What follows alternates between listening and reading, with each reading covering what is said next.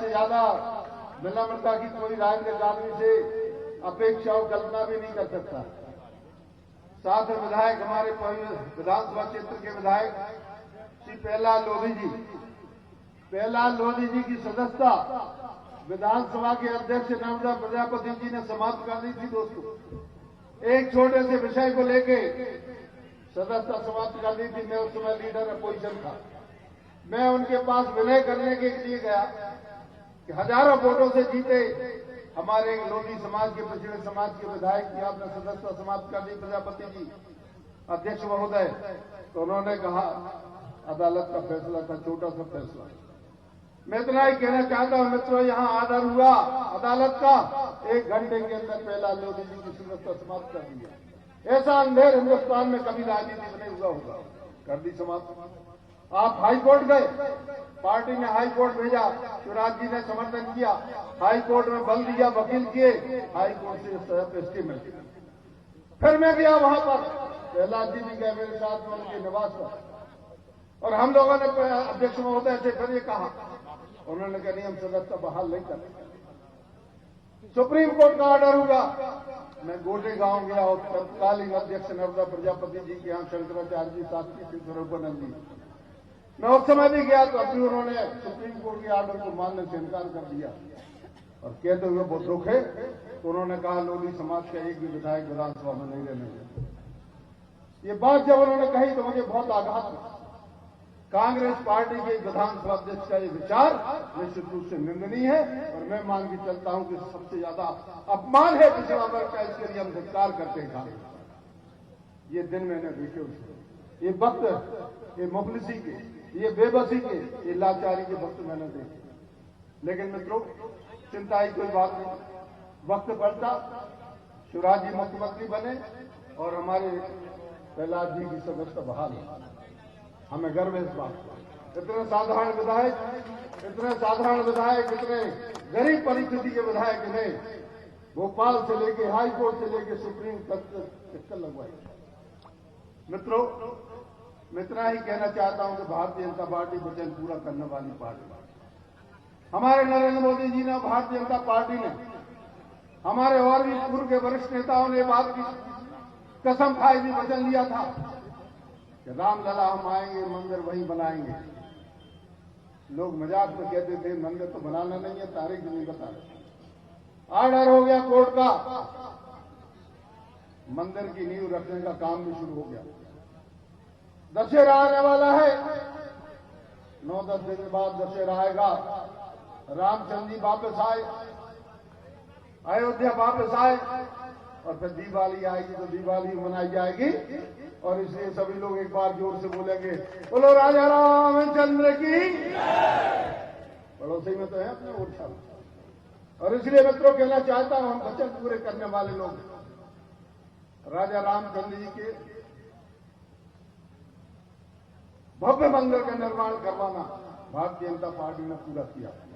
धारा 370 खत्म करवाना, 3 तलाक करवाना, किसानों के लिए पेंशन देने का काम हमारे चुनाव घोषणा पत्र में नहीं, सम्मान निधि देने का वचन हमारे घोषणा पत्र में नहीं था, लेकिन प्रधानमंत्री जी ने 6,000 और उसके बाद इस साल हमारे मुख्यमंत्री जी ने 4,000 रुपये मिला के 10,000 रुपया कितना ही छोटा किसान को, 5 एकड़ हो, 2 एकड़ हो, 1 एकड़ हो, आधा एकड़ हो, 1 डिसमिल जमीन हो, तब भी आपको घर बैठे, आपने बोई हो या नहीं बोई हो, आपके लिए 10,000 रुपया घर बैठे आपके खाते में गिर जाएगा।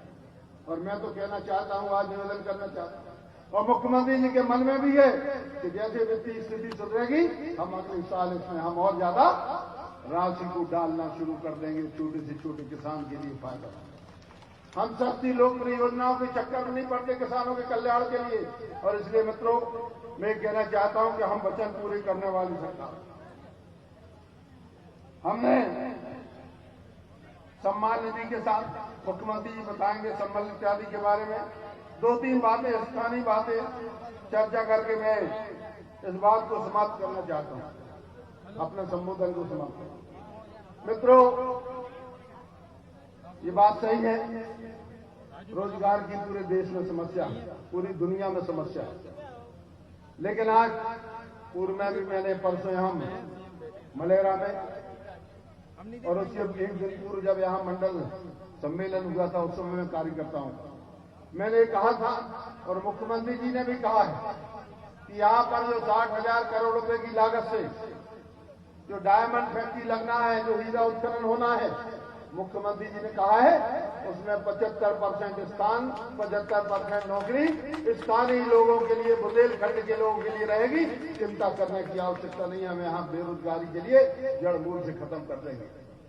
कल जब हम फार्म भरने आप लोगों के साथ में गए थे मिले रहे, एक बात आई थी सामने, यहाँ पर एक भूमाफिया है विधायक के रूप में, कांग्रेस विधायक के रूप में छतर, और भूमाफिया ने 10,000 हेक्टेयर जमीन पर कब्जा करके रखा है।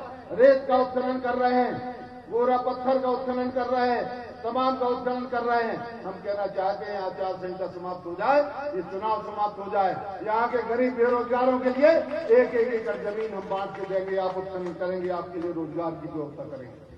जितना काला धन लोगों ने कमा के रखा है, जिनके पास में एक स्कूटर नहीं थी, उन्होंने 3-3 करोड़ रुपए की कारें खरीद ली। मुझे कल सुन के बड़ा आश्चर्य हुआ, 3 करोड़ रुपए की कार 1.25 साल में। आप कल्पना कर सकते हैं मित्रों, भ्रष्टाचार कितना नहीं हुआ होगा, भ्रष्टाचार कितना नहीं हुआ होगा। कोई जो जमीन के नीचे रखता है, इस जमीन के ऊपर अतरा रहा है एक छोटा सा हिस्सा। मैं कहना चाहता हूं बेरोजगारी हो, सिंचाई योजनाएं हो, सड़कें हो। 15 साल पहले कोई कल्पना कर सकता था? मेरे उम्र के बुजुर्ग यहाँ बैठे हैं, लोग बैठे हैं, एक सड़क भी मलावनगर क्षेत्र में कहीं पक्की बनी हो। आज 200-250 सड़कें मैंने अपने 10 वर्षों के कार्यकाल में ग्रामीण विकास की इस विधानसभा क्षेत्र के लिए दी। मेरी बहन रेखा के कहने पर, मेरे साथियों के कहने पर, सभी लोगों के कहने पर मैंने दी। हटा में दी, यहाँ भी दी, टीकमगढ़ में दी, छतरपुर में दी। लेकिन आज मैं कहना चाहता हूँ उस कर्ज को चुकाने का वक्त आ गया और प्रद्युम्न भाई को इतनी वोट से जिताना है। मैंने कल कहा, मैंने कहा रिकॉर्ड मेरे नाम से 1990 में सबसे ज्यादा वोट से मध्य प्रदेश में मैं मुकेश नायक से चुनाव जीता था। मैं चाहता हूं इस विधानसभा क्षेत्र की जनता और बुंदेलखंड की ही जनता मेरे इस रिकॉर्ड को तोड़ के प्रद्युम्न भाई के लिए कम से कम 51,000 वोट की नीति बनाएगी। यह हमारी कसम होना चाहिए। मैं आप सबके लिए पुनः धन्यवाद देने के लिए आऊंगा।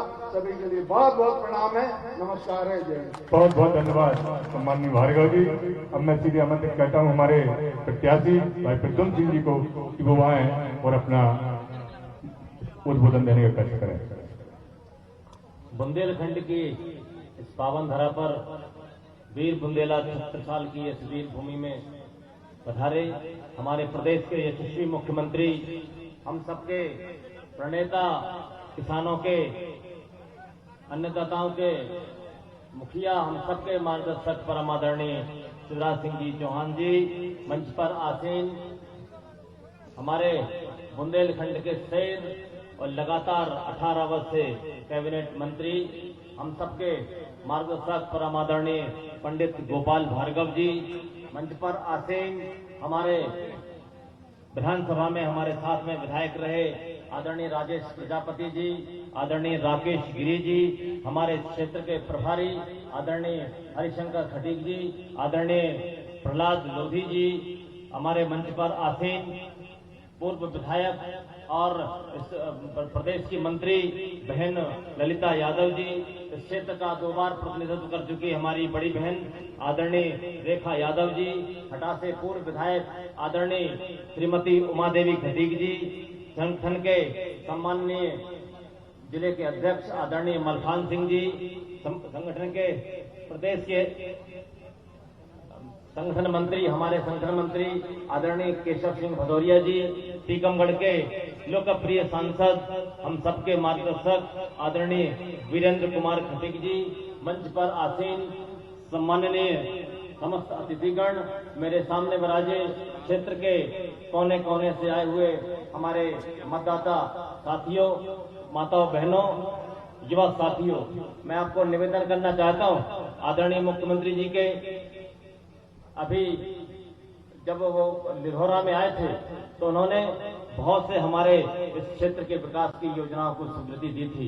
साथियों, ये पूरा का पूरा चुनाव हम विकास के नाम पर लड़ रहे हैं। आज हमारा बुंदेलखंड और हमारी ये बड़ा मल्हाररा विधानसभा क्षेत्र काफी पिछड़ा था उस पिछड़ेपन को दूर करने के लिए आदरणीय मुख्यमंत्री जी ने अभी 400 करोड़ के काठन परियोजना की अभी वहां पर भूमि पूजन किया था।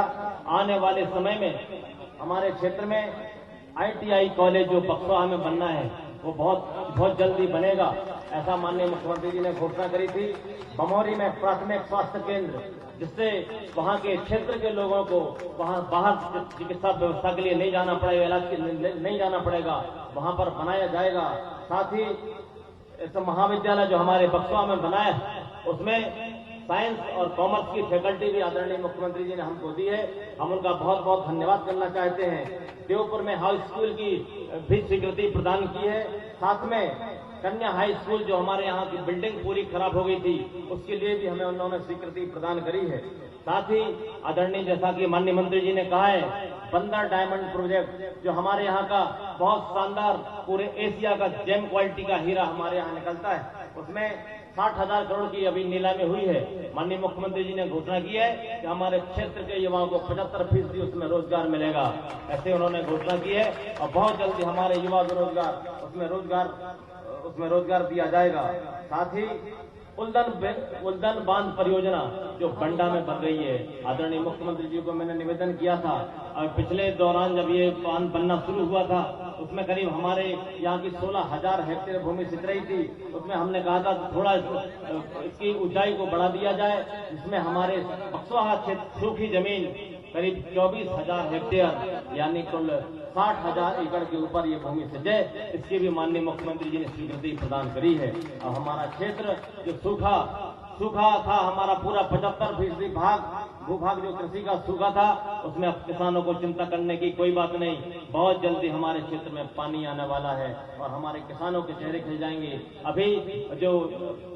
अभी हमारे किसानों की जो फसलें उड़द, सोयाबीन और तिली की जो फसलें खराब हुई थी, माननीय मुख्यमंत्री जी लिथौरा में घोषणा करके गए थे कि बहुत ही जल्दी किसानों के खेतों का सर्वे होगा और किसानों के खातों में उनके मुआवजे की राशि डाली जाएगी, चिंता करने की किसानों को कोई बात नहीं।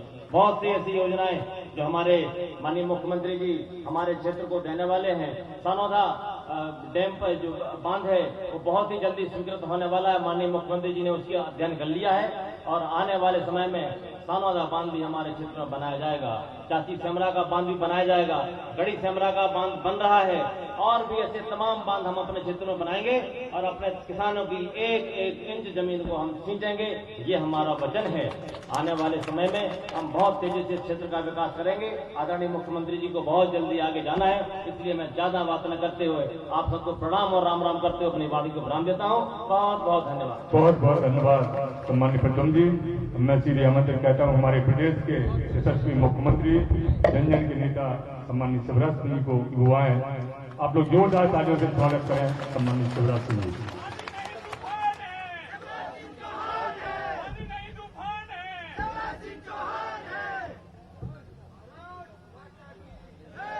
बोले भारत माता की। अपना बक्सवा है, यहाँ की आवाज भोपाल तक गूंजनी चाहिए। व्रत है, मैं जान रहा हूँ, नवरात्रि का पहला दिन है, लेकिन मैं भी व्रत रखता हूँ। बोले भारत माता की, भारत माता की। बक्सवा और आसपास की जनता की, सभी बहनों भाइयों की और मेरे भांजे और भांजियों की। अभी एक बहन मेरी केस रानी देवा बारेलाल आदिवासी, उस बहन के लिए मैं कहूंगा कि यहाँ बिठाएं, जाते समय मैं उससे मिलूंगा जो मुझे आवेदन देके गई है। पुलिस की कोई बेटी, उसको यहाँ बिठाए। सर्व मंगल मांगल्ये शिवे सर्वार्थ साधिके शरण्ये त्र्यंबके गौरी नारायणी नमोस्तुते। ये नारी तो नारायणी मंच पर विराजमान बुंदेलखंड के शेर, मेरी सरकार के कुशलतम योग्यतम मंत्री, वरिष्ठ नेता आदरणीय पंडित गोपाल भार्गव जी, हमारे यशस्वी और लोकप्रिय सांसद, जाते समय मिलूंगा मैं, हमारे यशस्वी सांसद आदरणीय वीरेंद्र कुमार जी, हमारे प्रदेश भारतीय जनता पार्टी के महामंत्री भाई हरिशंकर खटीक जी, आदरणीय केशव सिंह जी, हमारे जिलाध्यक्ष मलखान सिंह जी, मेरे विधायक साथीगण प्रहलाद लोधी जी, राजेश प्रजापति जी, राकेश गिरी जी और विजय तो पूर्व विधायक के पास हमारी बहन पूर्व विधायक दो बार जिन्होंने क्षेत्र का नेतृत्व किया, बहन रेखा यादव जी, पूर्व मंत्री भारतीय जनता पार्टी की वरिष्ठ नेता हमारी बहन ललिता यादव जी, पुष्पेंद्र नाथ पाठक जी, दशरथ लोधी जी, उमा देवी खटीक जी, सोनाबाई अहिरवार जी, घासीराम पटेल जी, जयराम चतुर्वेदी जी, अरविंद पटेलिया जी, संजीव सरकार जी, अनिल सोनी जी, गिरिजा प्रसाद पटेलिया जी, सीताराम जी। अब मंच भरा पूरा है और समय कम है, इसलिए जी भर के एक बार देख भी लेता हूँ, प्रणाम भी कर लेता हूँ। मंचासीन सभी वरिष्ठ नेता, साथी पदाधिकारीगण और बक्सवाहा की इस पवित्र धरती पर यहाँ उपस्थित मेरी बहनों, मेरे भाइयों, मेरे बेटे बेटियों, दोनों हाथ जोड़ के आपको शीश झुका के प्रणाम करता हूं, आप सबको नमस्कार करता हूं। आज नवरात्रि का पहला दिन है, मैया की साधना और उपासना प्रारंभ हो रही है। मैंने केस रानी बहन को भी यहाँ बुलाया और आज मध्य प्रदेश की बेटियों से भी एक बात कहना चाहता हूं। मेरी बेटियों, पिछली सरकार ने संबल योजना बंद कर दी, तुम्हारे पढ़ाई लिखाई के सारे दरवाजे बंद हो गए थे। आज तुम्हारा मामा फिर तुम्हें वचन देता है, पढ़ना मेहनत से, प्रतिभाशाली बेटियां, चाहे वो सामान्य वर्ग की हो, चाहे वो पिछड़े वर्ग की हो, चाहे वो एसटी की एसटी की हो, मेरी बेटियों मेडिकल इंजीनियरिंग कॉलेज में और उच्च शिक्षण संस्थानों में एडमिशन होगा तो तुम्हारी फीस तुम्हारे माता पिता नहीं, तुम्हारा मामा शिवराज सिंह चौहान भरवाएगा। भारतीय जनता पार्टी की सरकार भरवाएगी। वो कपट करते। आज फिर से कांग्रेस ने एक वचन पत्र जारी किया है। समय ज्यादा नहीं कि पूरा वचन पत्र बताओ, लेकिन आज मैं पिछला वचन पत्र उनका देख रहा था, ज्यादा नहीं पढ़ूंगा, पहला पन्ना ही उनको बताना चाहता हूं, आपको भी उनको भी। उन्होंने क्या कहा था और उन्होंने क्या किया था। उन्होंने कहा था 2 लाख तक का सभी किसानों का कर्जा 10 दिन के अंदर माफ कर देंगे। हम कर्जा माफी होनी थी 55,000 करोड़ की, हुई केवल 6,000 करोड़ के किसान बाहर कर दिए। कह दिया उनने कि अब सबका नहीं करेंगे, अल्पकालीन केवल फसली ऋण माफ करेंगे, लाखों किसान बाहर कर दिए। इसके बाद कहा केवल दिसंबर नहीं, मार्च 2018 तक का करेंगे, दिसंबर तक का नहीं करेंगे, लाखों किसान उसमें बाहर हो गए।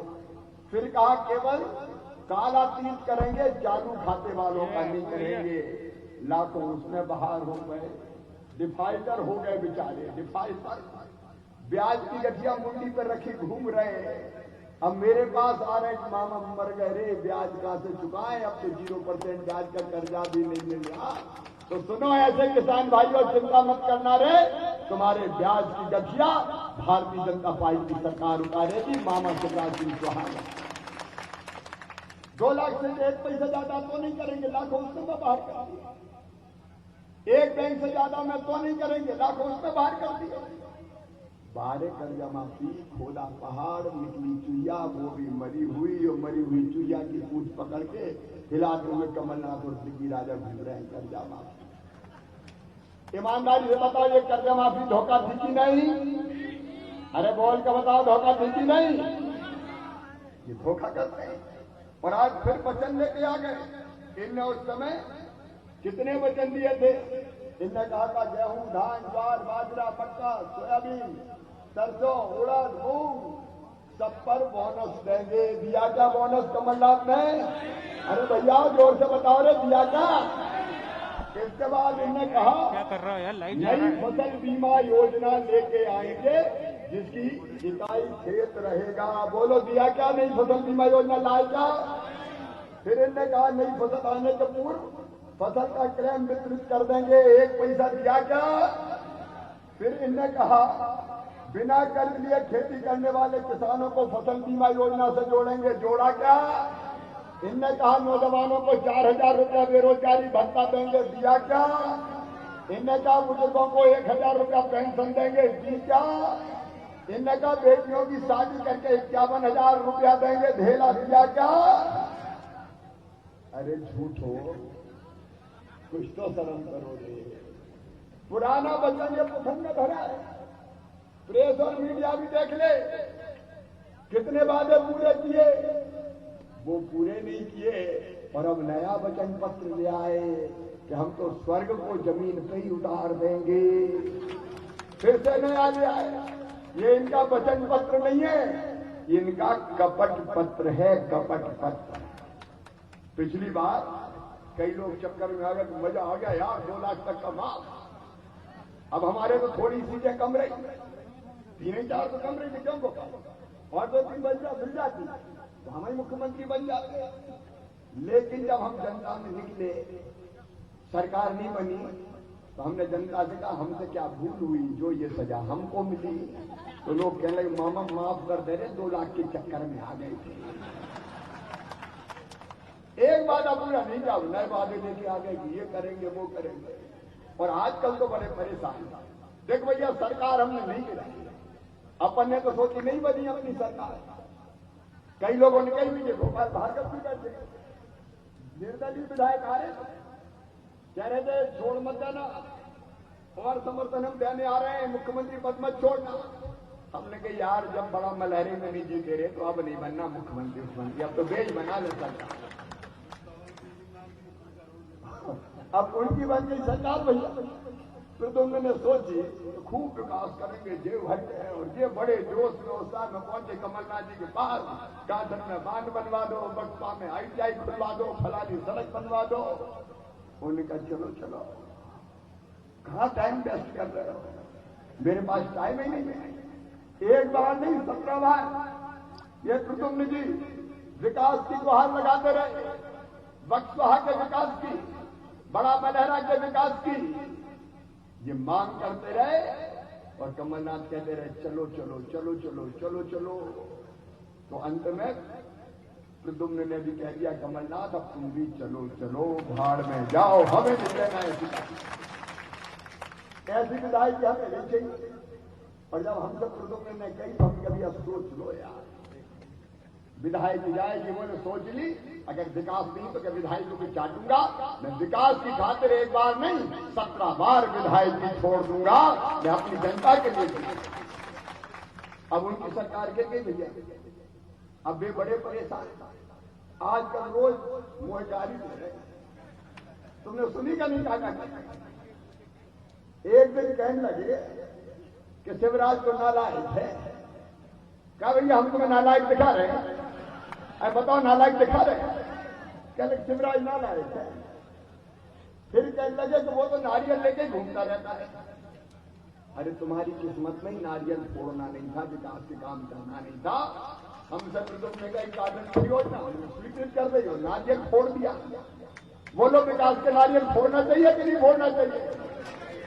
बक्सपा में ITI खुली, खोलेंगे उसका नारियल भी फोड़े, कॉलेज भी हम नहीं खोलो और ITI भी हमें खोल रहे। कांग्रेस ने किया क्या है? विकास केवल भारतीय जनता पार्टी ने किया है। और सुन लो, विकास के मामले में मैं फिर कह रहा हूं, तब भी काम किया, अब भी बड़ा मलहरा बक्सवा को, धुवारा को पीछे किसी भी कीमत पे नहीं छोड़ूंगा। लेकिन हम विकास के काम स्वीकृत करते हैं, भूमि पूजन करते हैं तो पंडित जी कहते हैं नारियल रखो, नारियल तो पवित्र है, हम नारियल रख देते। क्या लगे वो तो नारियल रखे घूमते रहते हैं। इनका भैया नारियल लेके नहीं घूमे तो क्या दारू की बोतल लेके घूमे थे? अरे जिसके जैसे संस्कार वही तो करेगा। हमें तो माँ बाप ने नारियल की शिकायत तो नारियल लेके घूम रहे हैं। अब तुम जाते क्या लगे नारियल लेके घूम रहे हैं। और फिर तो एक दिन बड़े जोरी से गुस्सा हो पड़े और कहने लगे शिवराज सिंह तो नंगा भूखा है, नंगा भूखे परिवार से आता है। भैया कमलनाथ, हम तो जय मध्य प्रदेश में पैदा भय रहे, हमरो नरा तो जैत में गड़ो, तुमरो कंगड़ हो जा, बता दो। हम तो इसी धरती में पैदा थे, इसी माटी में थे। तुम कहां से आए हो भैया, तुम तो बता दो। इस प्रदेश के गांव और गांव की गलियां तुमने नहीं देखी, खेत और खेत की पगडंडियां नहीं देखी। जब जनता दिक्कत और परेशानी में आई और मुख्यमंत्री थे कमलनाथ, तो मैं एक आध बार देखिए आप फसलें खराब हो गई, बोले हम नहीं जाते, हम तो यहीं बैठे बैठे देख लेते हैं। अरे मिलके एक आध बार तो निकल जाओ, बोले हम नहीं जाते। तो मैं कहते तेरी प्यारी प्यारी सूरत को किसी की नजर ना लगे, अरे दादा एक आध बार तो निकल जाओ, बोले हम नहीं जाते। जनता का दर्द और तकलीफ देखी नहीं जाती और हमें कह रहे नंगे भूखे। हाँ हम नंगे भूखे हैं, तुम उद्योगपति हो, ये उद्योग वाले नंगे भूखे से मुकाबला कर ले भाई। हम नंगे भूखे, हमने मध्य प्रदेश की धरती पर तय किया किसानों को 0% ब्याज पे कर्जा देंगे, और उद्योगपति तूने 0% ब्याज पे कर्जा देना बंद कर दिया। हाँ हम नंगे भूखे हैं, हमने तय किया और ऐलान ये कह रहा हूं, संबल योजना बना के जितने बेटा बेटी है प्रतिभाशाली है उनकी फीस हम भरवाएंगे। तुमने वो फीस भरवाना बंद कर दी। हम नंगे भूखे, हमने तय किया बेधावी बच्चों को लैपटॉप देंगे, तुमने मेरे भांजे भांजों के लैपटॉप छीन लिए रे उद्योगपति। हम कन्यादान करते थे, बेटियों का विवाह करवाते थे, तुमने कहा 51,000 दूंगा, ढेला नहीं दिया रे उद्योगपति तूने। हम नंगे भूखे हैं, हमने तय किया मेरी बहनों कि अगर मेरी बहन गरीब बहन बेटा बेटी को जन्म देगी तो जन्म देने के पहले 4,000 और जन्म देने के बाद 12,000 देंगे। तुमने वो 16,000 लड़ुआ के भी छीन लिए कमलनाथ। हम नंगे भूखे हैं, तुम उद्योगपति हो। हमने तय किया एक्सीडेंट में अगर मौत होगी तो गरीब विधवा बहन को 4 लाख रुपया दिए जाएंगे, तुमने वो 4 लाख रुपया भी छीन लिए।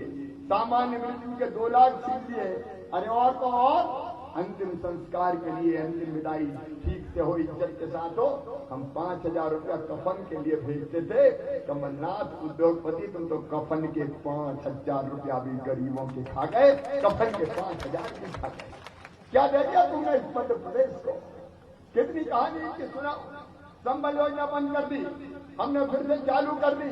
तुम उद्योगपति कर्जा माफी के माफ नहीं किया और मैं नंगा भूखा। ये मेरे पास हिसाब है किसान भाइयों, 6 महीना मुख्यमंत्री बने हुए, 6 महीना हमारी सरकार को हुए। आते ही मैंने देखा गोपाल भार्गव और मेरे विधायक साथी बैठे, 2200 करोड़ रुपया कमलनाथ ने फसल बीमा का प्रीमियम 2018 का जमा नहीं किया था। 2018 का फसल का प्रीमियम जमा करके सीधे 3,100 करोड़ रुपया किसानों के खाते में डाल दिया। उसके बाद 25 साल का फसल बीमा योजना का पैसा 4,688 करोड़ रुपया किसानों के खाते में डाला। 800 करोड़ रुपया 0% ब्याज के डाले। और अभी गोपाल भैया कह रहे थे प्रधानमंत्री जी 6,000 सम्मान निधि के देते हैं। मैं चौथी बार बना तो दिल ने कहा मामा 4,000 और जल्दी से दे दे रे। हमने 4,000 और जोड़ दिए, 10,000 मिलेंगे। आधा एकड़ जमीन हो, पाव एकड़ जमीन हो, 1 एकड़ जमीन हो, 5 एकड़ हो, 10 एकड़ हो, कोई को नहीं छोड़ूंगा, सब किसान बराबर है। हर साल ये 10,000 रुपए की राशि दी जाएगी। और अभी तो ये ट्रेलर है, पिक्चर अभी बाकी है। थोड़ा पैसा और खजाने में आ जाने दो, कोरोना निकल जाने दो, फिर देखता हूँ क्या दे दिया कांग्रेस को। कोई बता तो दे, 1 पैसा डाला तुमने? अरे गरीबों का 1 रुपया किलो राशन तुमने मुश्किल कर दिया था। ये भारतीय जनता पार्टी की सरकार लौटी। हमने प्रद्युम्न लोधी से भी कह दिया, संगठन से कह दिया, बड़ा मलहरा में और पूरे मध्य प्रदेश में तय किया, एक भी गरीब बिना राशन के ना रह जाए। दरखास्त लेकर भटकते थे, राशन नहीं मिल रहा, राशन नहीं मिल रहा। 37 लाख नाम और जोड़ दिए और रह गए हो गए भैया, तो चिंता मत करियो रे, एक एक नाम जोड़ो, कोई को नहीं छोड़ेंगे। गरीब की थाली खाली नहीं रहने देंगे, सबको 1 रुपया किलो राशन दिया जाएगा। गरीब कैसे, गरीब भूखा कैसे सोए? ये भारतीय जनता पार्टी की सरकार है, कांग्रेस की नहीं है। राम की चिड़ैया, राम कोई खेत खावरी चिड़ैया, भर भर पेट। अब अपनी सरकार आ गई है भारतीय जनता पार्टी, जो जनता के लिए काम करती है। मेरे बहनों और भाइयों, उन्हें 1.25 साल में पूरे मध्य प्रदेश को तबाह और बर्बाद कर दिया। 1.25 साल में तबाह कर दिया। वल्लभ भवन दलालों का अड्डा बन गया। प्रद्युम्न लोधी नहीं जा सकते थे, लेकिन बड़ा दलाल और ठेकेदार आ जाए तो वल्लभ भवन के और दिल के द्वार भी खुल जाते थे कमलनाथ के, और लेन देन की बातें होती थी। कमलनाथ जी, तुमने भ्रष्टाचार का विकेंद्रीकरण करके पूरे मध्य प्रदेश को तबाह करने का पाप किया है। ये मध्य प्रदेश की जनता तुम्हें माफ नहीं करेगी, ये मध्य प्रदेश की जनता तुम्हें माफ नहीं करेगी। मैं अपने बहनों और भाइयों से कहना चाहता हूं, मेरे बहनों और भाइयों, ये चुनाव साधारण चुनाव नहीं है, इसमें विकास दांव पे लगा है। हमने पहले भी बड़ा मलहरा का विकास किया है। ये नेतृत्व आपके सामने बैठा है, ये विकासशील नेतृत्व है। और मेरी बहन साध्वी उमा भारती जी, उनका भी इस क्षेत्र से गहरा नाता है। उमा जी और हम भाई और बहन हैं, ये नेतृत्व हमारा बैठा है। फिर तुमने लोधी हो, रेखा यादव हो, ललिता जी हो, इस क्षेत्र से रिश्ता वही रहेगा। मिलके विकास करेंगे इस क्षेत्र का, कोई कसर विकास में नहीं छोड़ेंगे। और सुनो रे भैया, उड़दा मुंह खराब हो गए तो चिंता मत करियो रे, कमलनाथ ने ढेला नहीं दो। मैं राहत की राशि 4000 करोड़ बांटूंगा, छतरपुर जिले में भी बनेगी, कोई चिंता नहीं।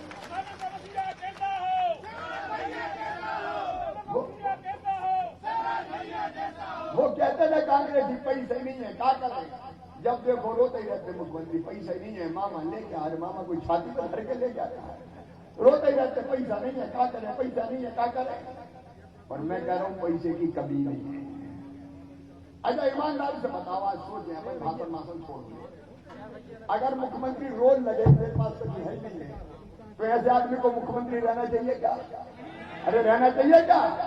अरे भैया, नेता वो है जो रास्ता निकाले, विपरीत परिस्थितियों में रास्ता निकाल के जनता को संकट के पार ले जाए, वो तो नेता है मेरे बहनों और भाइयों। नहीं तो नेता को क्या चाटेंगे रे, वो भी रोल लगे और जनता को नेता क्या करेंगे फालतू। मैं शिवराज सिंह चौहान कह रहा हूं, पैसे की कमी है, इसमें कोई जो मत नहीं।